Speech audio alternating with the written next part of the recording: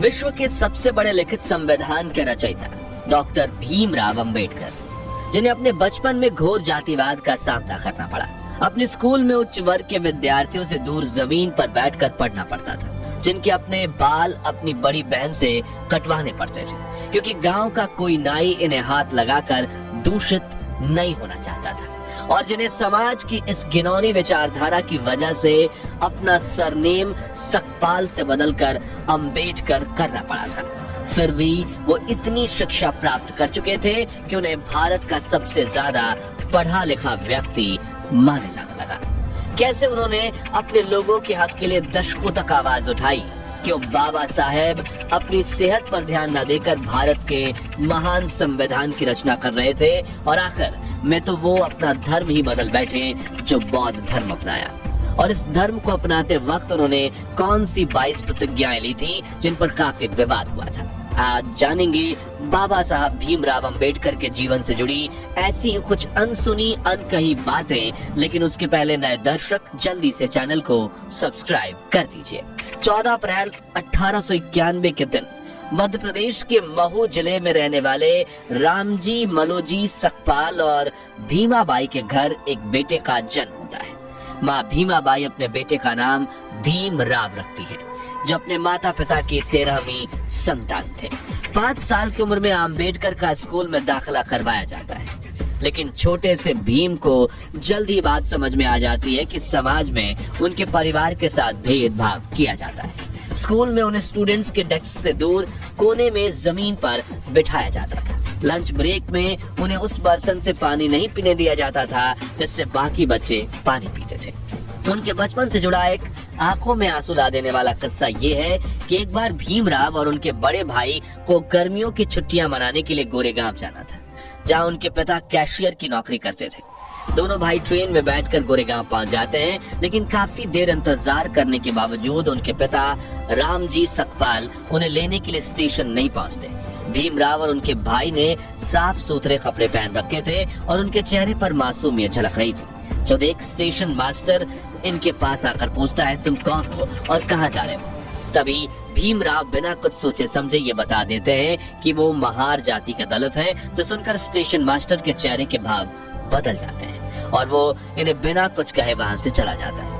कुछ देर बाद दोनों भाई अपने पिता तक पहुँचने के लिए एक बैलगाड़ी किराए पर लेने की सोचते हैं, लेकिन बैलगाड़ी चालकों तक ये भी बात पहुँच चुकी थी कि ये लोग अछूत और अस्पृश्य वर्ग के हैं और वो इनसे बात भी नहीं करना चाहते थे। काफी ठोकरें खाने के बाद एक बैलगाड़ी वाला इन्हें सवारी देने के लिए मान गया, लेकिन उसने इनसे दोगुना किराया मांगा और कहा बैलगाड़ी तुम्हें खुद ही चलानी होगी, और वो बैलगाड़ी से पैदल चलने लगा, क्योंकि उन्हें इनसे दूषित होने का डर था। ये घटना भीम के दिमाग पर काफी गहरा प्रभाव डालती है, जिसके बाद उनका ध्यान हर उस घटना पर जाने लगता है जिसमें उन्हें लोगों ने अलग और अछूत महसूस करवाया था।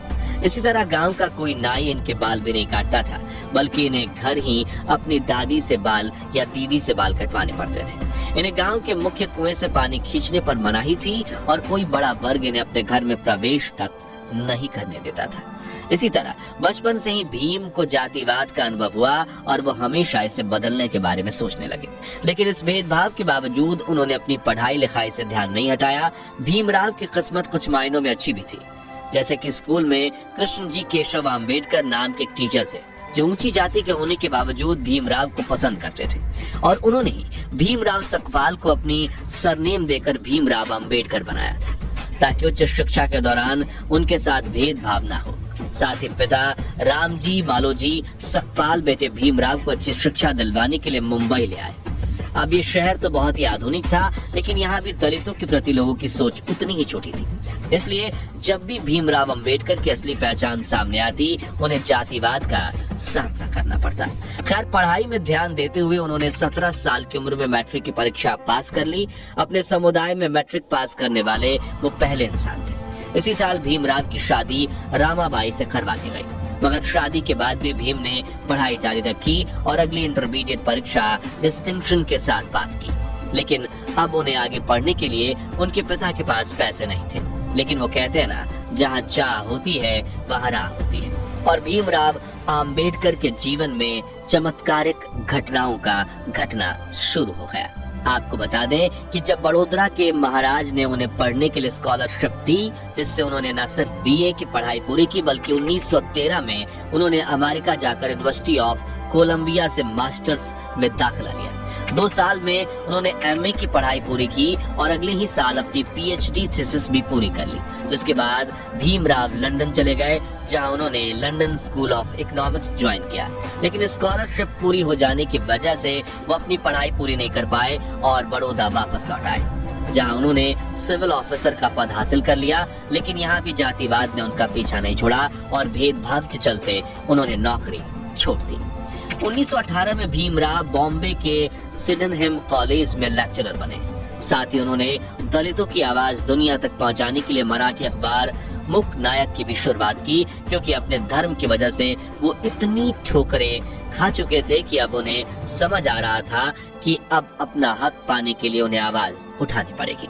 इसी बीच कुछ समय लंदन जाकर उन्होंने वकालत में अपनी पढ़ाई पूरी कर ली थी। इस तरह वो अपने जमाने के भारत के संभवतः सबसे ज्यादा पढ़े लिखे व्यक्ति बन चुके थे। डॉक्टर भीमराव बाबा साहब अम्बेडकर को शुरू से ही पढ़ाई से काफी लगाव था, इसलिए उनके पास भारत की सबसे बड़ी पर्सनल लाइब्रेरी हुआ करती थी। मशहूर लेखक जॉन गुंथर अपनी किताब इनसाइड एशिया में लिखते हैं कि जब 1938 में मेरी राजगृह में अम्बेडकर से मुलाकात हुई थी, तब उनके पास 8000 किताबें थी और उनकी मृत्यु तक ये संख्या बढ़कर 35,000 तक पहुंच चुकी थी। डॉक्टर भीमराव अम्बेडकर के निकट सहयोगी रहे शंकरानंद शास्त्री भी अपनी किताब में लिखते हैं कि मैं 20 दिसंबर 1944 की दोपहर 1 बजे अम्बेडकर से मिलने उनके घर गया। उन्होंने मुझे अपने साथ जामा मस्जिद इलाके में चलने के लिए कहा, जो इन दोनों पुरानी किताबों को खरीदने का अड्डा हुआ करता था। जब हम वहां पहुंचे तो लोग उनके चारों तरफ इकट्ठा होने लगे, लेकिन इस भीड़ में भी उन्होंने विभिन्न विषयों पर तकरीबन 2 दर्जन किताबें खरीदी। यहाँ एक दिलचस्प बात यह है कि किताबों का इतना बड़ा संग्रह होने के बावजूद वो अपनी किताबें किसी को पढ़ने के लिए उधार नहीं देते थे। किताबें मांगने वाले व्यक्ति को वह मुंह पर कह देते थे कि अगर आपको किताबें पढ़नी है तो मेरे पुस्तकालय में आइए। किताबों के प्रति उनकी भक्ति इस हद तक थी कि वो जैसे ही घर पहुंचते अपने पुस्तकालय में चले जाते। उनके पास कपड़े बदलने का समय तक नहीं होता था, फिर वो एक पुस्तक चुनकर पढ़ने बैठते थे। उनके अनुयायी बताते हैं कि रात में अम्बेडकर अपनी पढ़ाई में इतना खो जाते थे कि उन्हें बाहरी दुनिया का कोई ध्यान नहीं रहता था। अम्बेडकर जी अपने स्टूडेंट्स से कहते थे कि तुम्हारे पैरों में जूते भले ना हो, लेकिन तुम्हारे हाथों में किताब अवश्य होनी चाहिए। खैर, बाबा साहब अम्बेडकर की लाइफ जर्नी पर वापस आए तो वर्ष 1924 में उन्होंने बहिष्कृत हिताकरणी सभा के नाम से एक एसोसिएशन की शुरुआत की, जिसका काम दलित विद्यार्थियों के लिए हॉस्टल, स्कूल और मुफ्त लाइब्रेरी स्थापित करना था। साथ ही वो कई सभाओं में हिस्सा लेकर दलितों की समानता को लेकर सवाल उठाने लगे। फिर चाहे 1972 का महासत्याग्रह हो, गोलमेज सम्मेलन हो या फिर संविधान सभा में दलित अधिकारियों के लिए आवाज उठाना हो।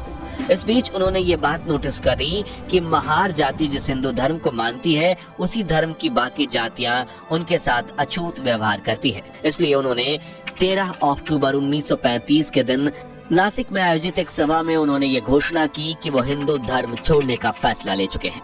पहले तो महार जाति के कुछ लोगों को झिझक हुई, लेकिन 1936 में बाबा साहब ने महार सम्मेलन में मुक्ति कोण पथे यानी मुक्ति क्या है नाम से एक भाषण दिया, जिसमें उन्होंने तर्क के साथ समझाया कि दलितों को अपना धर्म परिवर्तन क्यों करना चाहिए। लेकिन अगले 20 साल तक वो ये तय नहीं कर पाए कि उन्हें कौन सा धर्म अपनाना चाहिए। शुरुआत में बाबा साहब का झुकाव इस्लाम धर्म की ओर था, फिर उन्हें आर्य समाज और सिख धर्म अपनाने का भी सुझाव दिया गया, जिसके बाद उन्होंने ईसाई धर्म के इतिहास को समझने की कोशिश की और दुनिया के कई धर्म तलाशे। लेकिन फिर 1955 में उन्होंने बौद्ध धर्म अपनाने का फैसला लिया। लेकिन उन्होंने बौद्ध धर्म ही क्यों चुना? तो इस सवाल का जवाब उन्होंने खुद अपने article Buddha and the future of his religion में दिया है, जिसमें उन्होंने लिखा है कि हिंदू, ईसाई, इस्लाम और बौद्ध धर्म की गहरी तुलना करने के बाद कहा कि बुद्ध किसी ईश्वर के पुत्र, पैगंबर या खुद ईश्वर नहीं बल्कि एक इंसान होने का दावा करते हैं। उन्होंने एक इंसान के रूप में ही अपने धर्म का प्रचार प्रसार किया। साथ ही गौतम बुद्ध ने कभी भी चमत्कार या अलौकिक शक्ति का दावा नहीं किया और इससे काफी ज्यादा वो प्रभावित हुए। इसके अलावा बौद्ध धर्म में बाबा साहब को बाकी धर्मों से ज्यादा तार्किकता और गलती करने की गुंजाइश भी दिखी। इसके अलावा उन्होंने अपने इस लेख में कई बातों का उल्लेख किया है जिसे आप गूगल सर्च करके डिटेल में पढ़ सकते हैं। खैर, बाबा साहब के इस लेख पर भी काफी सवाल खड़े हुए थे और बाकी धर्मों के लोग उनसे खफा भी हो गए थे, लेकिन उन्होंने अपना धर्म बदलने का फैसला लिया था। इसलिए 14 अक्टूबर 1956 के दिन बाबा साहब आम्बेडकर अपने 3,65,000 समर्थकों के साथ नागपुर में पूरे विधि विधान से बौद्ध धर्म को अपना चुके थे। इस दौरान उन्होंने 22 ऐसी प्रतिज्ञाएं ली थी जिन पर पूरे देश में विवाद हुआ था। साथियों, ये प्रतिज्ञाएं सही हैं या गलत, ये तय करना हमारा फैसला नहीं है और ना ही हम इसके समर्थन में हैं या इसके खिलाफ हैं, बल्कि हमारा काम आपको सिर्फ इतिहास के बारे में बताना है। तो चलिए उनमें से कुछ प्रतिज्ञाओं के बारे में जानते हैं। मैं ब्रह्मा, विष्णु और महेश में ना विश्वास रखूंगा और ना पूजा करूंगा। मैं राम और कृष्ण जो भगवान माने जाते हैं इनमें आस्था नहीं रखूंगा। मैं गौरी और गणपति और अन्य देवी देवताओं में आस्था नहीं रखूंगा। मैं भगवान के अवतार में विश्वास नहीं करता। मैं कभी नहीं मानूंगा कि भगवान बुद्ध विष्णु के अवतार थे।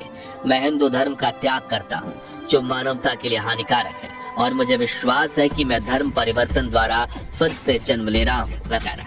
डॉक्टर आम्बेडकर की इन प्रतिज्ञाओं ने हिंदू धर्म के उनके समर्थकों को ठेस पहुंचाई थी और धर्म परिवर्तन ही उनके जीवन की इकलौती सबसे बड़ी कंट्रोवर्सी है।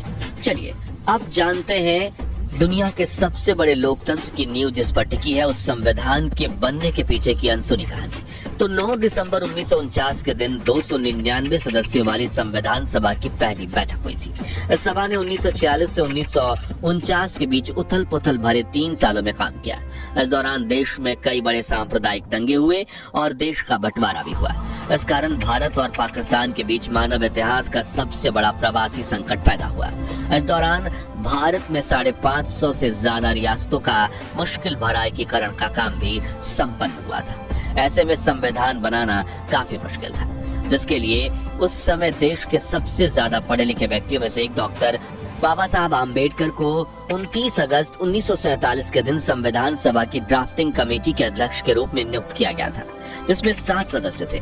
लेकिन कहा जाता है कि संविधान बनाने का 90% काम बाबा साहब आम्बेडकर ने अकेले किया था, लेकिन उन्होंने कभी इसका श्रेय अकेले नहीं लिया। राष्ट्रपति महोदय, सर, मैं ड्राफ्टिंग कमेटी द्वारा निश्चित की हुई संविधान की रूपरेखा को प्रस्तुत करता हूं और निवेदन करता हूं कि इस पर विचार किया जाए। राष्ट्रपति महोदय, सर, मैं इस सदन में उपस्थित उन लोगों में से एक हूं जो जानते हैं कि इस संविधान का मसौदा तैयार करने में डॉक्टर आम्बेडकर ने कितनी मेहनत और लगन खर्च की है। शायद सदन को पता हो कि उसके द्वारा मनोनीत 7 सदस्यों में से एक ने इस्तीफा दे दिया और उसकी जगह किसी और को नहीं लिया गया। एक सदस्य थे अमेरिका में, तो उनकी जगह भी खाली रही और एक और सदस्य अपने कुछ कामों में, राज्य के कामों में व्यस्त रहे, इसलिए उनकी जगह भी खाली रही। एक या 2 सदस्य दिल्ली के बाहर थे और शायद सेहत की वजह से शामिल न हो सके। इसलिए आखिर में हुआ यूं कि मसौदा तैयार करने का सारा भार आ पड़ा डॉक्टर आम्बेडकर पर। और मुझे कोई शक नहीं कि हम सब उनके अविहित हैं। मुझे जो भी श्रेय दिया जा रहा है वो मेरे अकेले का नहीं है। इसका कुछ हिस्सा जाता है सर BN राव को, जो कि हमारे इस सभा के संवैधानिक सलाहकार हैं, जिन्होंने ड्राफ्टिंग कमेटी के विचार करने के लिए संविधान का कच्चा मसौदा तैयार किया। इस श्रेय का कुछ हिस्सा उस ड्राफ्टिंग कमेटी के सदस्यों को भी जाना चाहिए। लेखक अशोक गोपाल के हाल ही में डॉक्टर अंबेडकर की जीवनी पर लिखी एक किताब, जिसमें उन्होंने बताया कि डॉक्टर अंबेडकर ने कैसे अपने खराब स्वास्थ्य से जूझते हुए तमाम मतभेदों को दूर करके दुनिया के सबसे बड़े संविधान में से एक को तैयार किया। इसके प्रारंभिक निर्माण के दौरान ही 2500 से ज्यादा संशोधन किए गए थे। बताया जाता है कि डायबिटीज और ब्लड प्रेशर से पीड़ित होने के बाद भी आम्बेडकर ने संविधान तैयार करने में काफी श्रम किया।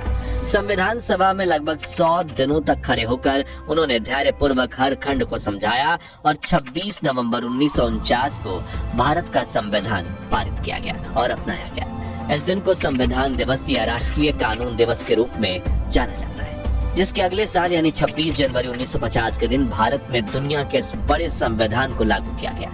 इसलिए 26 जनवरी को हम गणतंत्र दिवस के रूप में मनाते हैं। संविधान निर्माण के कुछ साल बाद डॉक्टर राजेंद्र प्रसाद ने स्वीकार किया कि अंबेडकर ने संविधान के कुशल पायलट की भूमिका निभाई। वहीं 6 दिसंबर 1956 के दिन बाबा साहब के निधन के बाद प्रधानमंत्री जवाहरलाल नेहरू ने भी कहा था कि संविधान बनाने में डॉक्टर अंबेडकर से ज्यादा ध्यान किसी ने नहीं दिया और न ही किसी और ने उतनी परेशानी उठाई। तो दोस्तों, ये थी बाबा साहब भीमराव अंबेडकर के जीवन की कुछ अनकही अनसुनी कहानियां।